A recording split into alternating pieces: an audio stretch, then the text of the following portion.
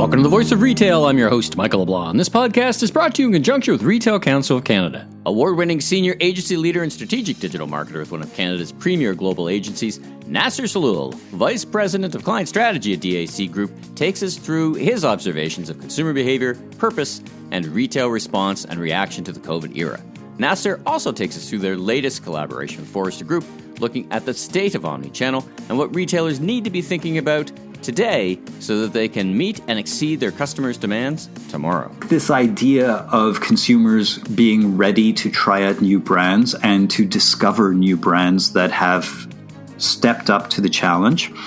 And when we think about what it means to step up to the challenge in this context, I think this speaks to the other lasting effect of this, which is that consumers now have an expectation that you, given their digital interactions and the folks who have responded well, the brands that have responded well to them, they expect you to know who they are. They expect you to respect your previous interactions. Let's listen in now. Nasser, welcome to the Voice of Retail podcast. How are you doing? I'm doing great, Michael. Thanks for having me here. Well, it's great to hear your voice. You and I have met a number of times. Last time, I think we were talking about this off mic. When was the last time you and I were together? It might have been at the old Spoke Club, and you guys were doing a great event. I think Kimberly Carrera last time I was in New York, we shared a cab together, and of course Mario and I were having a drink together back at the big show. So well acquainted with DAC. At least I think I am, and that's one of my questions. It's great to connect again, Michael. It's been far too long since the before, but I think we're all hopeful that things are going to be changing very soon. Well, as I said in my most recent report for Retail Council of Canada, the ends, we can see the end zone, but the goalposts keep moving a little bit. Well, listen, let's jump right in. Tell us. Let's start with you. Tell us about yourself, your background, and what you do at DAC, and then tell us about DAC, because I think many people would know it, like myself, but I might, and I often find this is the case. I don't know the scope and scale and full breadth of the organization. So let's start there. Sure thing. So my name is Nasser. I lead the strategy function for DAC across our North American, European footprints. I've been with the agency about a dozen years, and I'm a partner there. A little bit about DAC. We are a digital performance agency based in Toronto with offices across North America and Europe. And what makes us different is we are the only Canadian-based agency to ever be recognized on the global stage by Forrester as one of the most significant digital agencies in their performance wave. What we do is we drive transformational growth. We are a full-service agency with capabilities in digital media, strategy, content, creative, technology, and data. And we are deeply embedded in the Canadian retail landscape, driving e-commerce and in-store revenue. And in fact, one of the things that Forrester said about us is that any brand that needs to drive in-store revenue, in addition to e-commerce, should consider DAC. What's the pedigree of DAC? I think I might know that, but how do you get to be, such a premier organization, well run, great leadership? Mario's fantastic, yourself, but that all needs to come together. But what do you think were the couple of things that really catapulted you to that as an organization to that level? Deep hair loss as a result of a ton of stress, I would say. I think that's shared amongst us. Yeah. It's the corporate haircut. But joking aside, we've been around for about 50 years, and we started our time as a Yellow Pages agency. Right. Right. And I think one thing that really helped us was this understanding of who we are and what we're built for and what we do best. And we are built for national and international brands that need to transact at the hyper-local level. We developed a methodology that we call enterprise to local. And through the leadership of our CEO, Norm Haggerty, we were the only people who started out as a Yellow Pages agency, at least on a national or international scale, who were able to pivot and transition into being a digital agency. So that focus on the types of brands that we do our best work for, the focus on the best type of work that we do with deep differentiation, with investment in technology, and an absolutely relentless focus on performance outcomes is something that has put us in excellent stead. I'm a very poor salesperson, and I find that I like to basically lay out the data and say, this is the outcome that we drive day in, day out, and allow that to sell on my behalf. So thankfully, our teams are able to do that. Well, I mean, you've got such a pedigree as an organization in that kind of direct response, accountability. And, some of the things that surprised me is that more agencies didn't make that transition. And you said it very well, transition from, the Yellow Pages, direct response, traditional media, that kind of thing, into the digital. And there is a lot of great agencies who are very, very good at direct response, very, based in data and science going back decades. And they didn't all make the transition, right, to digital. I mean, it's that secret sauce that really I think you guys have done so well at. All right, so listen, you're at a unique position. You got a global window in the global world. How on earth do we start to make sense of what just happened? And I guess to some degree, a bit too much of a degree, is still happening. The COVID era. Like, I think about. I almost think it's too early to make any conclusions, but I think we can reach a few. But how do you look at it from your chair? What do you think from a consumer perspective, and then from a business retailer perspective? What are your first thoughts on trying to understand the COVID era? Well, I think at the heart of it is the blindingly obvious, which is rapid digitization. And it's funny. People are patting themselves on the back about the fact that they're implementing digital stores in record time under immense duress. But that only gets you to where you should have been 3 years ago. I think one of the things that, or a couple of things that the COVID era has exposed. The first is that necessity really is the mother of invention, and that these things are possible. And the things that have been holding back brands and retailers from rapid digitization were really just excuses. When you're you think it's a cultural issue? Categorically.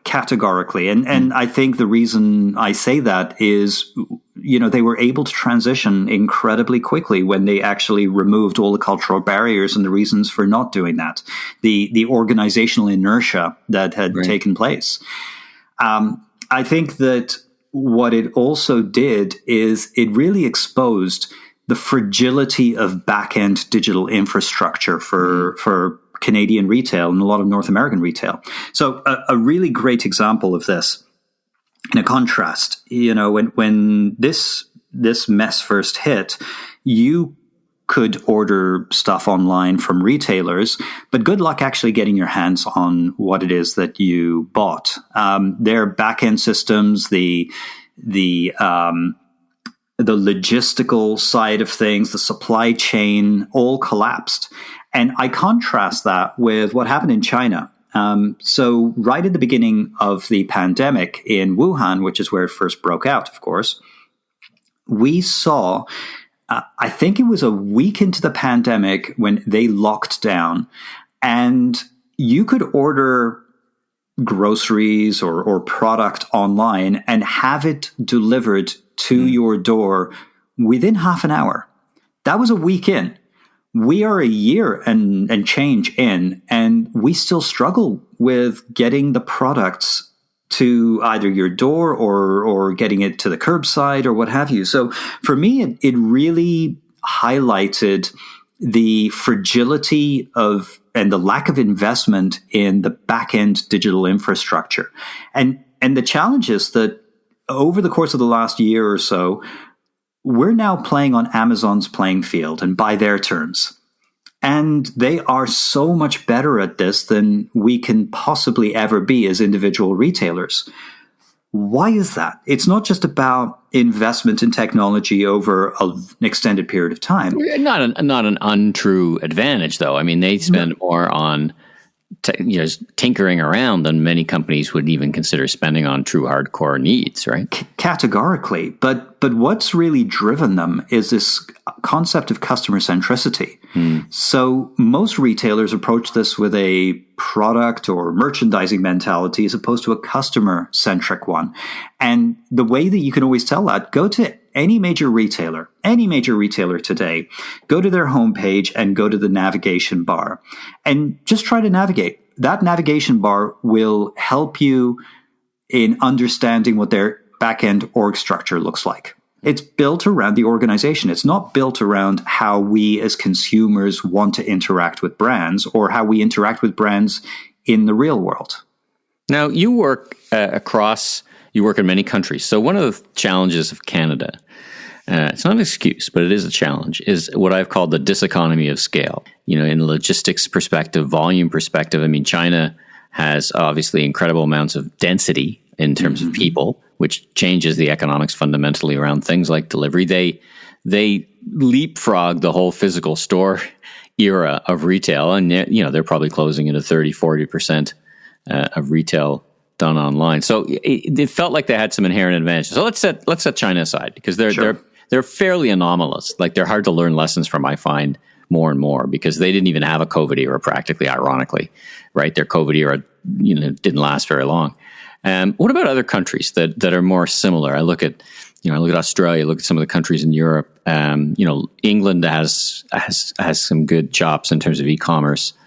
But what lessons can we learn about that we can extrapolate to Canada? Because the reality is, even comparing us to the States, we have 10% of the addressable market. If you want to be doing business domestic, and we're a big country, right? We're a vast nation, digital or physical.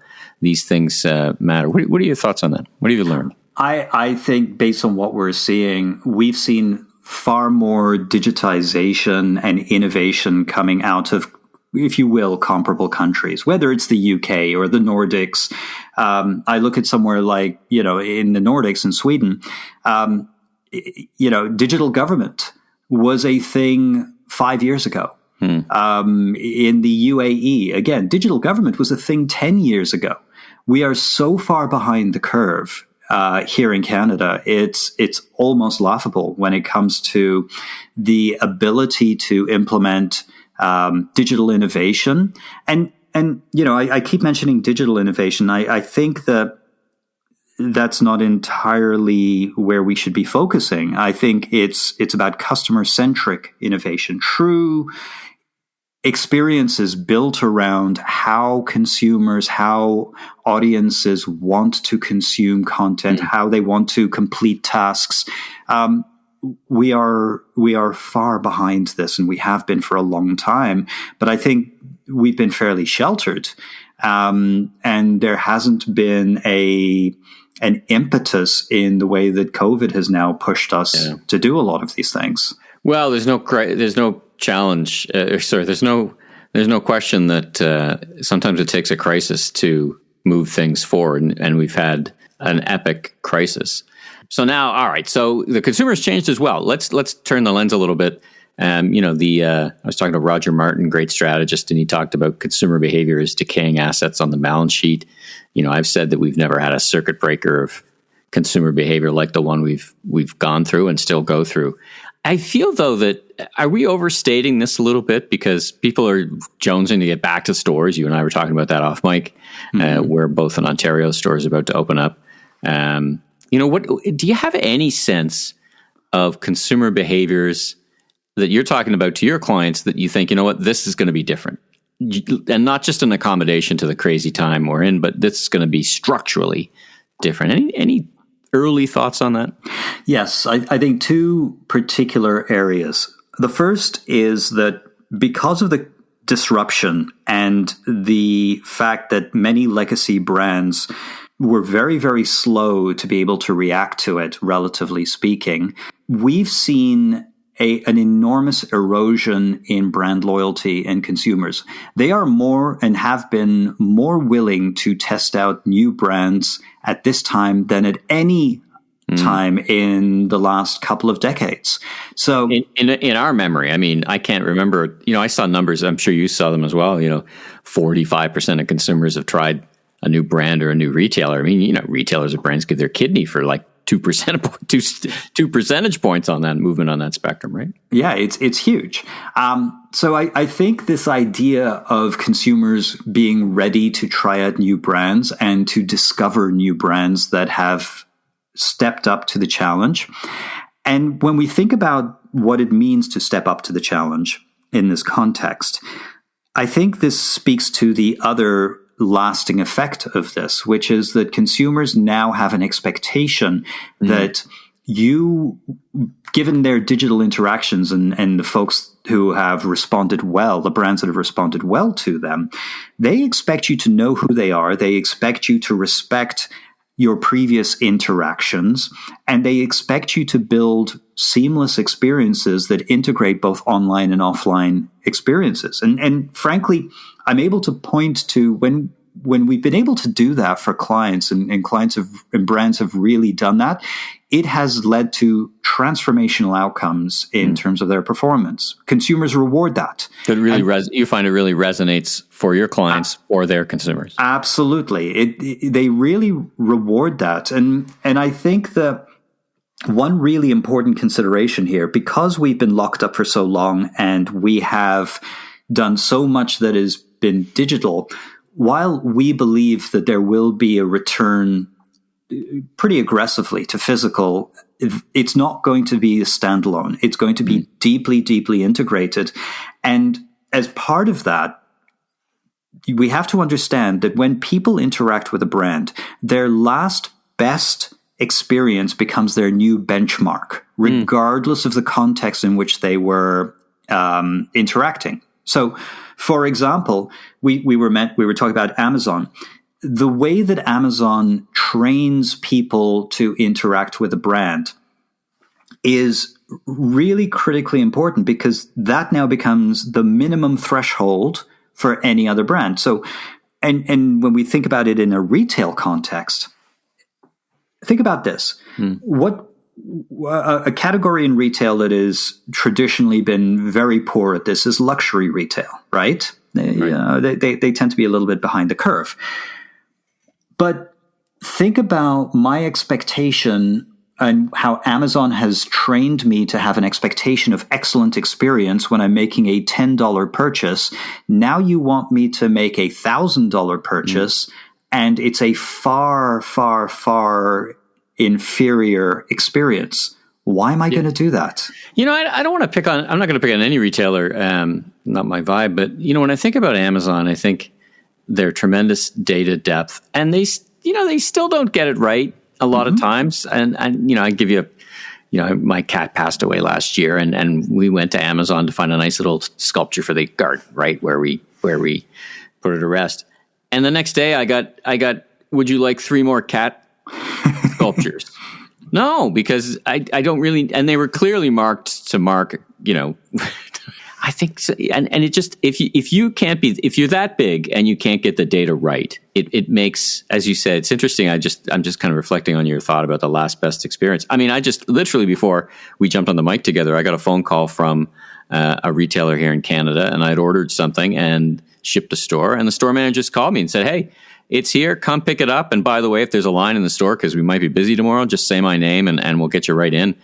I don't get that from data. I mean, I get that personalized best experience. That's set a new standard that, some of the folks who are focused on efficiency, they don't do that, right? They don't have that. So it's interesting. Listen, what kind of data points? And I want to get to your Forrester study, because you just completed a partnership with Forrester, who I really enjoyed work with. I've had many of their analysts on the podcast and know them well. So it's a great shop. So I want to get to that.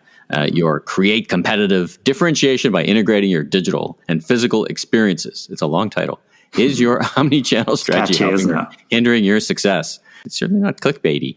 What are the metrics, before we get to that, talk about that study, what are the metrics as we try to understand what's happened? What are the 2 or 3 things that you're tracking to say, if I understand these metrics moving north, south, east, west, up and down, that's a leading indicator to what I think is going to happen in the future? Would any of those jump out at you? there are certain things, whether they're the standard e-commerce metrics around, ROAS and ROI, and those kinds of metrics are obvious. Store visits and point of sale data as a result of digital influence or what have you. Those are interesting and obvious. I think what is perhaps less obvious, but maybe more interesting, is I look to the growth of new audience for clients, because that's where long-term opportunity lies. How are you doing in becoming discoverable and discovered by people who had never considered you before? Oh, that's interesting. Right? I think given the context of what we were talking about before around people's willingness and desire to switch brand today, build audience. If there's one thing that I want people to take away, it's this: go build audience, because there are gigantic changes that are coming to the industry that are going to make that far more difficult to do. So if there's one thing you should be doing right now, build audience. All right. Well, let's talk about the study. I read it with great interest and was sharing it. So talk about why you commissioned the study, why you decided that there was some white space, so to speak, that wasn't being addressed, and what was your objective with the study, and what did you set out to do? Well, interestingly enough, we didn't initiate it. Forrester came to us, and knowing where we focus and our heritage and background, they said, look, the prevailing wisdom is that because everything has been so digitized, the future is going to be 100% digital. And they said, we're not sure we buy this, but there's no original research to determine whether or not that's going to be the case, first of all. And second of all, whether or not marketers are ready for whatever it's going to be. So and they said, would you be interested in kind of commissioning research that looks like this? And we said, of course we would. We have not yet seen, or at that time, we hadn't seen any real research into what the post-pandemic landscape was going to look like. Right. So we commissioned them to do this study where they talked to hundreds of decision makers, senior marketers across North America and Europe, different verticals, different industries, to try to get to the heart of that. Do they believe that it's going to be entirely physical? Or do they believe it's going to be entirely digital? Or do they believe it's going to be somewhere in the middle? And are they prepared, or how prepared are they for that? When you look at why this is an important study, you look at many retailers have taken the obvious route, which is they close locations. And I understand exactly why. But we're of the opinion that may not be the right thing to do here. Yeah, my podcast partner, Steve Dennis, great book if you haven't had a chance, Remarkable Retail, says, if you're closing stores, you don't have a store problem, you have a brand problem. Right. And we've seen some pretty high profile brands close their stores. And we think it's a mistake. And because many of the other folks are going the opposite direction. We talk about Amazon. Warby Parker announced, 30% growth in their stores. What those stores do is something different. And when I looked at the study, 85% of brands don't have a seamless omni-channel experience, but a lot of them get close. Here's my question for you as a strategist, because all retailers have priorities, right? They can't do everything they want to do, simply stated. How do you understand that, that marginal last return on your dollar, and more importantly, where and how? What's the best way? Because at some point, if you're close to the goal, there's a diminishing return on those last few percentage points. But how do you understand that sweet spot? Like, how do you know what's going to set that proper pace? Did you learn something from that in the study when you talked to executives? Yeah, so I think one of the first things that we learned, and to challenge this premise, first of all, that most brands are pretty good at this, by their own declaration, most of them said they're actually very, very poor at this. And I think at the heart of that is understanding what is truly meant by omnichannel. And so this, to be clear, that this is being a fully omnichannel, seamlessly integrated, blurred the lines retail That's or it. brand, right? Because your study covered brands and retailers. So, but yes. Okay. Yes. Cool. So if we, I think that's the first thing we need to do is understand exactly what we mean. When most people think omnichannel, what they really are thinking about is multi-channel. So multi-channel is built around product. I have these products. I need to make them position and make them available, discoverable, sell them through a variety of channels, whether it's online or offline, search and social, and all of these sorts of things. Yeah, right. Omnichannel is not built around product. Omnichannel is built around people.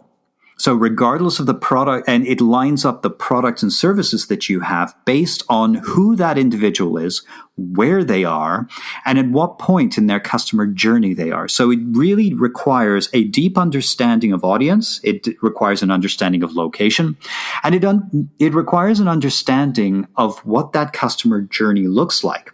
So what a lot of brands are doing, essentially, when they say, yes, we're dabbling in omnichannel, is they're saying, okay, in terms of discoverability and upper funnel, we're going to focus primarily on broadcast. When it comes to that middle of the funnel, we're going to focus primarily on digital in the comparison side of things. And then in that last mile, we're going to focus on the physical, the retail, for example. And I'm just using this as an example. Sure.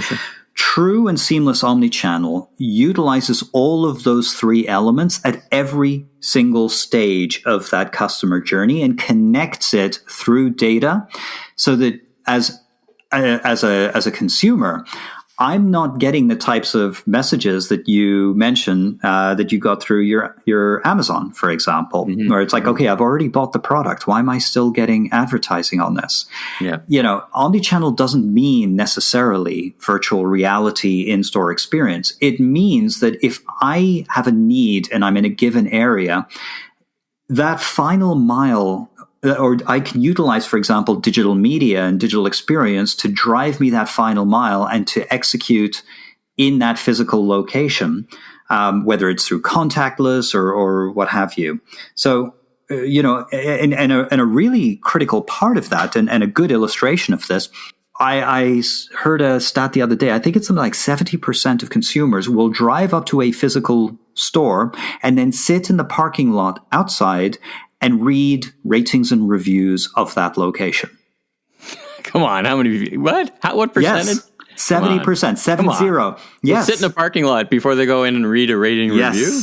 Yes, they will do that. It is a spectacular number. I'm in the podcast now. I'm going to a parking lot. I'm going to go watch what people do. It's going to be creepy though. You're going to have to bail me out of prison because I think that might. I'm telling you, people do this, and that's what we mean by these kinds of seamless omnichannel experiences. Because what happens is you have a lot of brands spending an enormous amount of money, for example, on awareness and discoverability, and then they overlook print flyers. Yes, they overlook that final. Yeah.